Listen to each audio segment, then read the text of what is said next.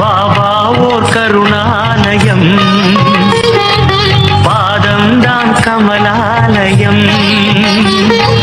பாபா ஓர் கருணாலயம், பாதம்தான் கமலாலயம். சாய் அப்பா உறவுகள் அனைவருக்கும் வணக்கம். சாய் அப்பா மேல நம்பிக்கை வைத்து அவரை நினைத்துக் கொண்டு இருக்கும் உங்கள் அனைவரின் வேண்டுதலையும் சாய் அப்பா நிறைவேற்றுவார். நல்லதையே நினைப்போம், நல்லதே நடக்கும் என்றும் சாய் அப்பாவின் அருள் உங்களுக்கு இருக்கும். நம் மனதிற்கு இதமான சாய் அப்பாவின் இன்றைய அருள்மொழியை கேட்போமா? அன்பு குழந்தையே, நாளை ஒரு நல்ல செய்தி உன்னை வந்து சேரும். என்னை நினைத்து நீ வேண்டிய வேண்டுதல்கள் எல்லாம் பலிக்கப் போகிறது. நலமாக, ஜெயமாக, சுபிட்சமாக வாழப்போகிறாய். இத்தனை நாள் நீ பட்ட கஷ்டங்களும் அவமானங்களும் மறைந்து மற்றவர்கள் வியக்கும் வண்ணம் வாழப்போகிறாய். நீ கனவிலும் நினைவிலும் ஆசைப்பட்ட வாழ்க்கையை வாழப்போகிறாய். அதை நானே உனக்கு வரமாக அளிப்பேன். எப்போது என்னை நீ வந்து சேர்ந்தாயோ அப்போதே நீ என் பொறுப்பு. என்னிடம் வந்து சேர்பவர்களில் நல்லவனோ கெட்டவனோ அதை நான் பார்ப்பதில்லை. என்னை சரண் அடைந்து விட்டவர்களை நான் புறம் தள்ளுவது இல்லை. அவர்களுடைய அனைத்து விஷயங்களுக்கும் நான் பொறுப்பேற்கிறேன். அவர்களை காப்பதே என்னுடைய வேலை.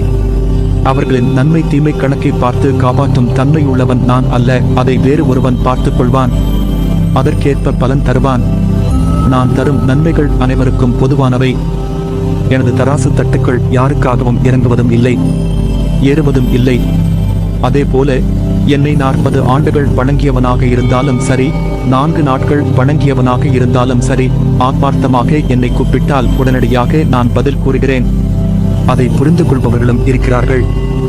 நான் சொல்லும் விஷயத்தை புரிந்து கொள்ள முடியாத அளவு மயக்கத்தில் இருப்பவர்களும் இருக்கிறார்கள். உனக்கு ஒன்று தெரியுமா? இவ்வுலகில் மனிதன் தன்னை தானே தேற்றிக் கொள்ளத்தான் அதிகம் போராட வேண்டிய இருக்கிறது. பட்ட அவமானத்தில் இருந்து, ஏற்பட்ட தோல்விகளில் இருந்து வெளியே வர அதிகம் போராடுகிறார்கள். ஆனால் அவர்களுக்கு ஒன்று புரிவதில்லை. அதற்கு காலமும் மனமும் நம்பிக்கையும் விட சிறந்த ஆறுதல் வேறொன்றும் இல்லை. எந்த ஒரு சூழ்நிலையிலும் செய்த தவறை மறைக்க அடுத்தவர் மீது பழி போடாதே. முடிந்தவரை செய்த தீங்கை ஒப்புக்கொண்டு மன்னிப்பு கேட்டுவிடு. அவர்கள் உன் மன்னிப்பை ஏற்கவில்லை என்றாலும் பரவாயில்லை. நீயாவது மன நிம்மதியோடு இருப்பாய். தகுதி உள்ளவர்கள் மட்டுமே இவ்வுலகில் வெற்றி பெற முடியும். இது காலத்தின் தீர்ப்பு.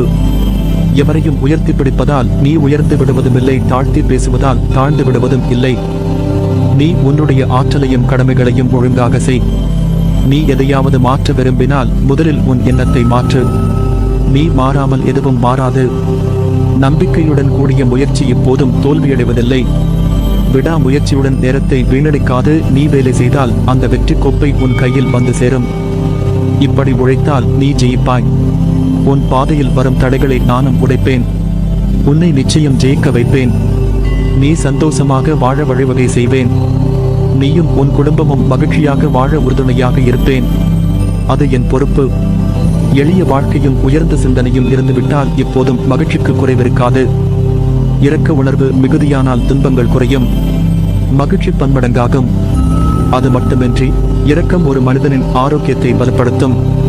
அன்பு செலுத்தினால் மனிதன் இரக்கம் கொண்டால் புனிதன். அதனால் மற்றவர்கள் மீது இரக்கம் காட்டு. அதை விட்டுவிட்டு உன் வாழ்க்கையை நினைத்து கவலைப்பட்டு கொண்டிருக்கிறாய்.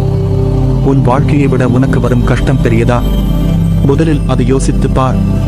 நீ நினைக்கின்ற வகையில்தான் உன் கஷ்டம் உன் கண்களுக்கு புலப்படும். அந்த கஷ்டத்தை சுக்கு நூறாக உடைத்து எரி. அதை எரிய உனக்கு சக்தி இல்லாமல் அல்ல, பயமும் பதைபதைப்பும் தான் உன்னை உடைத்து தகர்த்து எரிய யோசிக்க வைக்கிறது. நீ பளிங்கு கல் என்ன மாசுபட்டாலும் பொலிவுடன் பிரகாசமாய் ஜொலிப்பாய். இப்படி மனதில் பாரத்தை சுமந்து உன் வாழ்க்கையை நீ பாரமாக உணர்கிறாய். உன் சாய்தேவா உனக்கான குரலை அசரீதியா ஒவ்வொரு நிமிடமும் உன் செவிக்கு எட்டும்படி உன் கண்கள் அதை பார்க்கும்படி கூறுகிறேன் அல்லவா? அதை புரிந்து கொண்டு மனதால் உணர்ந்து அறிவால் செயலாற்று. நீ எல்லாரையும் முக்கியம் என நினைக்கிறாய். அதை போல அவர்களும் நினைக்க வேண்டும் அல்லவா? அப்படி உன்னை அலட்சிப்படுத்தியவர்கள் நிச்சயம் நீயும் உன் சொந்தம் முக்கியம் என்று வருவார்கள். உன் அருமை அறிந்து உன் வாழ்க்கையில் நீ யாரை நம்ப வேண்டும், யாரை நம்ப வேண்டாம் என்பதை தெரிந்து புரிந்து பழகு. உன்னை நம்புகிறவர்களுக்காக நீ உயிரை கூட தியாகம் செய்யலாம். அவர்களுக்கு உன் அன்புதான் பொக்கிஷம். அவர்களை ஒருபோதும் மறவாதே. அவர்களுக்கு நம்பிக்கை துரோகம் மட்டும் செய்யாதே. அது பாவம். அதை நீ எங்கு போனாலும் அந்த பாவத்தை துடைக்க முடியாது. அதைப் போல நீ ஒருவர் மீது வைத்துள்ள நம்பிக்கைக்கு அவர்கள் பாத்திரம் இல்லாதவராக இருந்தால் அவர்களிடம் கடிந்து பேசாதே. அமைதியாக அவர்களை விட்டு விலகிவிடு. ஒருவர் உனக்கு நேரம் சரியில்லை என்று சொன்னால் அதை கண்டு கொள்ளாமல் என் போக்கில் விட்டுவிடு. உனக்கான நேரத்தை படைப்பவன் நானே.